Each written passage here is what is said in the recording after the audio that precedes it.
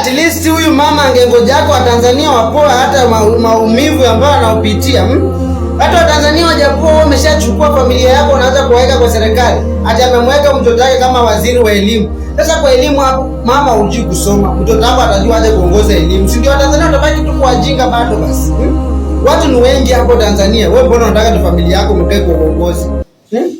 Sasa hii Tanzania, mimi nikiona Tanzania na Uganda hakuna tofauti. Museveni naye serikali ni yake mzima. Huyu mama pale anaelekea, hiyo Tanzania inaenda kuwa yake peke yake. Wewe niambie, kumbe Kikwete amekuanga na kaka hapo nyuma pombeleza mama, kumbe alikuwa anataka familia yake naye iwekwe kwa mahali. Simuona amechukua mtoto wake amemweka. Tanzania inchi ni ya mtu binafsi na nyeunga mia Suluhu hasa. Yaani mtoto yako hata ni kama tumedarau wa Tanzania hapo, ni kama kuna kaupendeleo. Umechukua familia yako unaweka pale.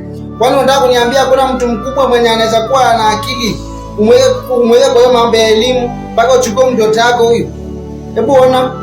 Wizara ya Elimu, Sayansi na Teknolojia.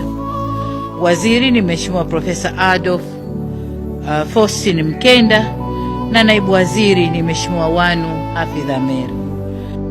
Bulanda.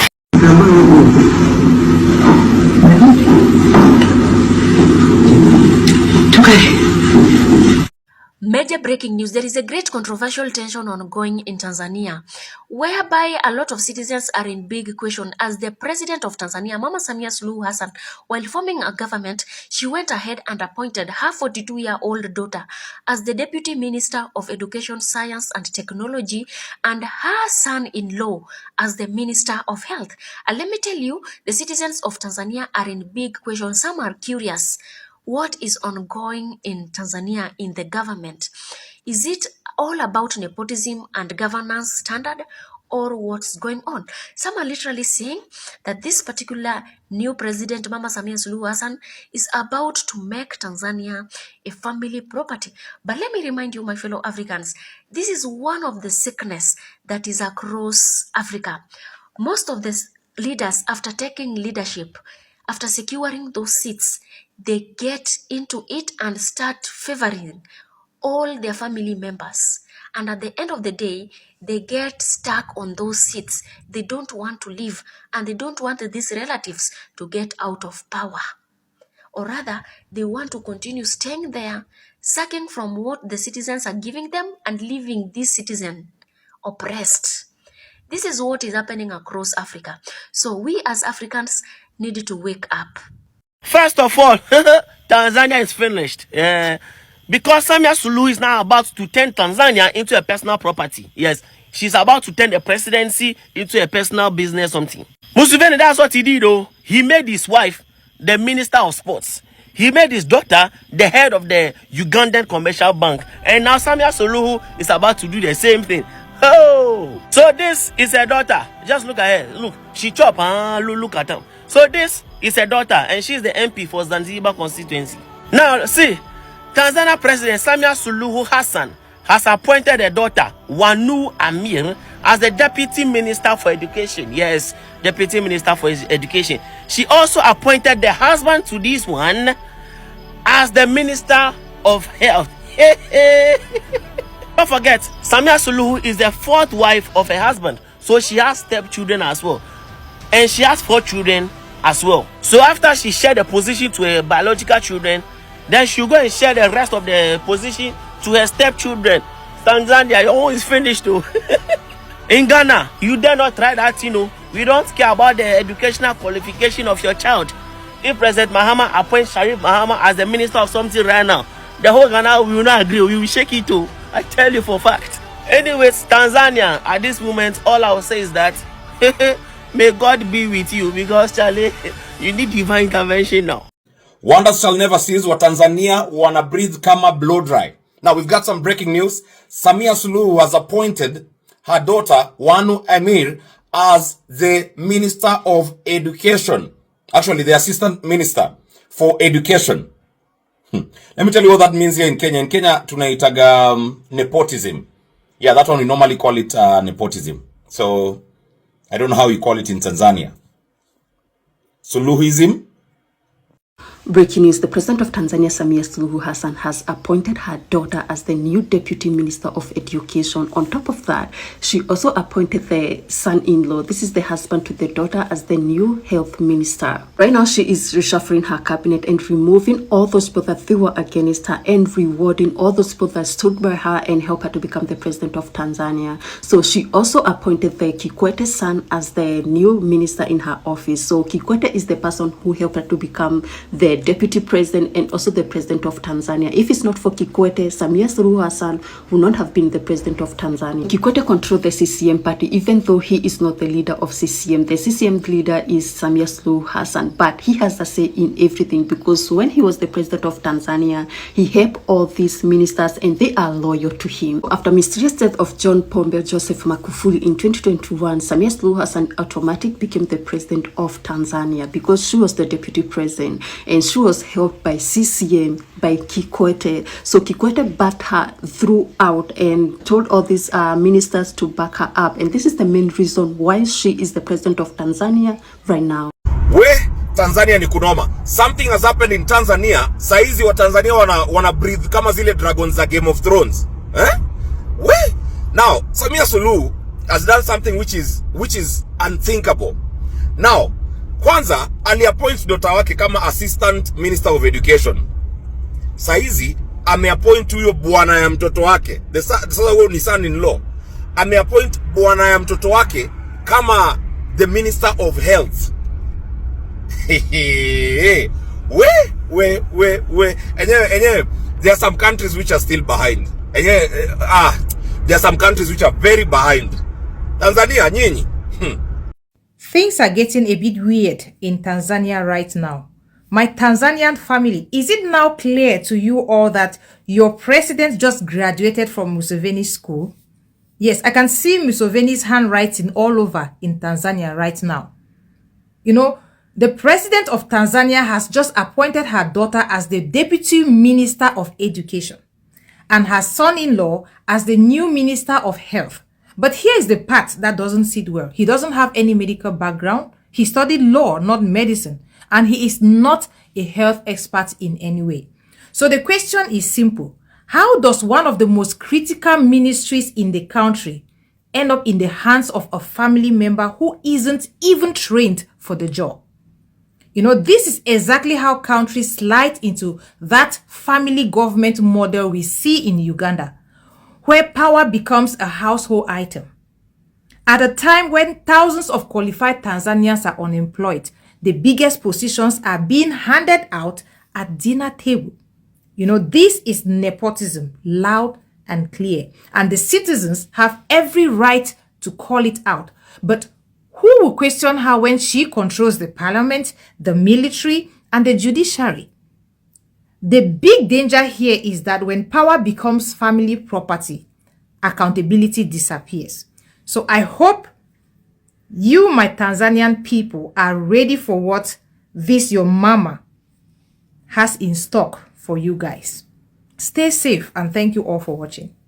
Huyu mama si hata angengoja wa Tanzania wapone mioyo, hata wengine wazike wapendwa wao ndianze kufanya vituko. Sasa wewe ushaanza kuchukua familia yako unaweka kwa serikali. Unawapa mawaziri. Wa Tanzania raundi mliangukia pabaya. Huyu mama mwisho atachukua hata mume wake amweke makamu wa rais. Ama mkubwa wa jeshi. Vile tunaona kule Uganda, wajua serikali ya Uganda ni family. Hiyo ni ya family ya Museveni. Baba ni president, kijana yake ni mkubwa wa jeshi, sijui bibi yake sijui. Ujinga kama hiyo huwezi pata Kenya. Hiyo huwezi pata my friend. No. How would a Kenyan respond if today the president of this country made his son-in-law a minister and his daughter an assistant minister? How do you think Kenyans would respond? Mimi naona tu maandamano ingine inaweza tu. First of all, itaanza na internet. Wasi watajam sana kwa internet, waseme this country watajam. But hiyo ni one of those situations hata watu huko jua wanajua hizi fanya.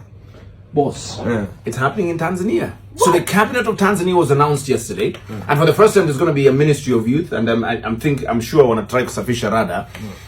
But Dr. Samia Suluhu Hassan's daughter is now officially assistant minister, Ministry of Education. Education. And she has a diploma, by the way. Si degree, si PhD, si nothing. So kwani criteria ya kupatia watu hizi vitu kama kuwa minister ni gani? Hata mwana FA by the way amepewa minister. But then tuna joke sana na hizi vitu man. We are really joking man. I'm just thinking man, how would Kenyans respond? Because in Tanzania, the fact that you can make, and it's not only Tanzania. Yeah. In Uganda, the first lady, is the Minister of Sports and Minister of Education. Yeah, if I'm not wrong, yeah. But then, I'm not saying it's bad. I'm just saying how would Kenyans react? Yeah, I mean, Africa yenyewe we're never beating the allegations because of such kind of things. Sasa hii ni ile situation yenye unaangalia Buda kama ile nilicheki kama Nigeria kuna jokes zinaenda around, right? So president wa Nigeria amekuwa akipatia wase pia ministries zingine tu hivyo juu ni maboys wake. Sasa kuna wengine sasa wameanza kujoke just cause boys wako alikupea power bank sasa amekuwa minister of electricity. Juboys aliniokoleanga power bank maze tukiwa uni. Uboy nampea ministry of electricity nikiwa preso. Ministry of ICT. Joe Buda wewe naye uliniokoa. Dau, Mama Suluhu ameamua kumaliza Tanzania. Sikiza hii. Now, amefanya appointment kadhaa za mawaziri pale kwa cabinet yake ya 2025 to 2030. Okay? Na kwa hii cabinet, kitu ya kushua ni kwamba ameappoint ama amemteua mtoto wake wa kike ambaye anajulikana kama Wanu Hafidhi, kuwa Deputy Minister of Education, Science and Technology. Na kama hiyo itoshi, Mama Suluhu akasema bwanake sasa ama husband wake akuwe Minister of Health. What? Bas, hiyo itoshi bado. Akasema unaona ule mtoto wa Jakaya Kikwete, ule kijana wa Jakaya Kikwete, Ridhiwani Jakaya Kikwete, amemfanya kuwa Minister of State in the office of the President. Tanzania, mnahitaji kukombolewa na nani nyinyi? Kwa sababu sasa huyu mama ni kama ameamua kuwa zaidi ya Farao. Ila Mungu atume Musa ama Mungu ashuke mwenyewe, kwa sababu Samia Suluhu ana suluhisho yoyote kwa Tanzania. Samia Suluhu has appointed her daughter, Wanu Hafidh Amer, as a Deputy Minister in the Ministry of Education, Science and Technology. Samia Suluhu has also appointed her daughter's husband, Mohamed Mchengerwa, as a Minister of Health. Now, I know Samia Suluhu's loyalists and sycophants will quickly say that these individuals are qualified. But you know what? Tanzania is a country of more than 60 million people. And out of those people, there are thousands upon thousands who are also qualified. But this is a classic case of two isms that are extremely dangerous: nepotism and cronyism. When you see nepotism and cronyism begin to take hold in a country, you better know that meritocracy is being killed and strangled. It means that individuals who are truly and fully qualified don't stand a chance if they are not family, friends, or loyalists. And that is a classic definition of state capture. State capture simply means that the country is going to be run by a very small clique of people and not the law, not the constitution. This small clique of people, whenever they want to, whenever they need to, they will actually enact laws. They will bend the law, the constitution, to their will. People do that all the time. Tyrants and tyrannical leaders, they do that all the time. So these must serve as a screaming red flag that Tanzania is at a very bad place.